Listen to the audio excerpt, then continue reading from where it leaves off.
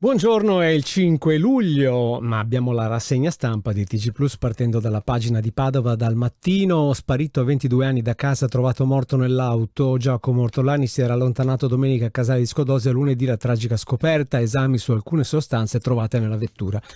Varie ipotesi al vaglio.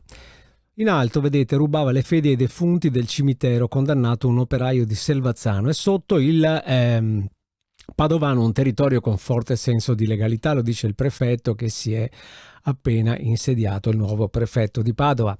La mamma di Giordano non aveva sbagliato, il perito del GIP Sanginite è caduto per una buca, incidente in moto, famoso incidente in moto dove è morto quella persona. E poi vediamo sotto invece, c'era interessante anche questa notizia, boom di bocciati, è giusto o no? È giusta o no la tolleranza zero? Una bella domanda comunque in ogni caso.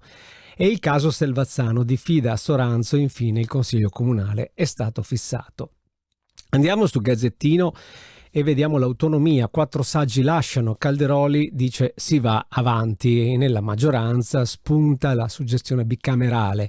Attenti a Olimpiadi e sanità, sì al bilancio del Veneto, ma allarme della Corte dei Conti su 2 fronti, su cui però la Regione non ha colpe. E Pinarello, resto in sella per crescere, intanto insomma si va avanti, torno a occuparmi di ricerca, è una bella notizia. Il Bosco dello Sport invece si fa, il governo ha trovato ben 93 milioni. Settimana corta a Nord-Est, sono favorevoli 9 su 10. Beh, insomma è abbastanza logico che ci sia il favore di questo genere di cose.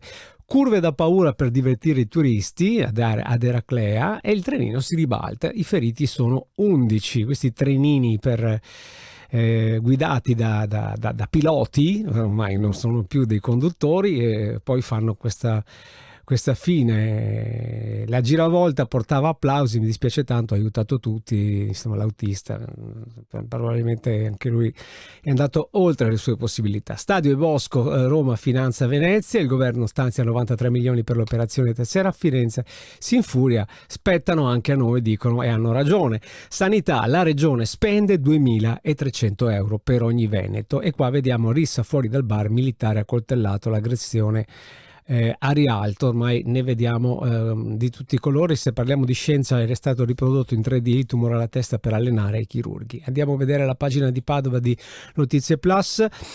Sanità, 29 milioni per abbattere le liste d'attesa, variante urbanistica del Bosco Isonzo dalla regione, il via libera per la VAS, poi anche in AS i controlli su Terme, una denuncia, varie sanzioni e altre cose che arrivano dall'università, tribunali insieme per una giustizia effettiva. È un bel corso, insomma, da seguire e da vedere l'articolo. È tutto per Padova.